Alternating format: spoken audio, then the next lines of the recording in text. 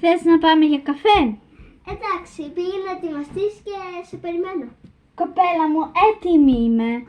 Όχι, όχι αγάπη, όχι κοριτσάκι μου. Οι άνθρωποι όταν πάνε για καφέ, βάζουν ένα φορεματάκι, ένα ποτάκι, μακιγιάζ. Έτσι πως είσαι εσύ, σαν το λέτσο που βγήκε από την ζούγκλα, δεν νομίζω ότι πάνε. Συγγνώμη, αλλά μπορούμε να πάμε για καφέ και με ένα αθλητικό σορτσάκι, αθλητική μπλούζα και ωραία μαλλιά. Λες τα μαλλιά μου ότι είναι χάλια. Βεβαίως, είναι σαν το λέτσο που βγήκε από τη χωματερή. Για τα δικά σου είναι σαν το λέτσο που έχει βγει από τη ζούγκλα από τις λάψπες. Τώρα να σου πω κάτι που μας λες και λέτσο. Έλα τώρα.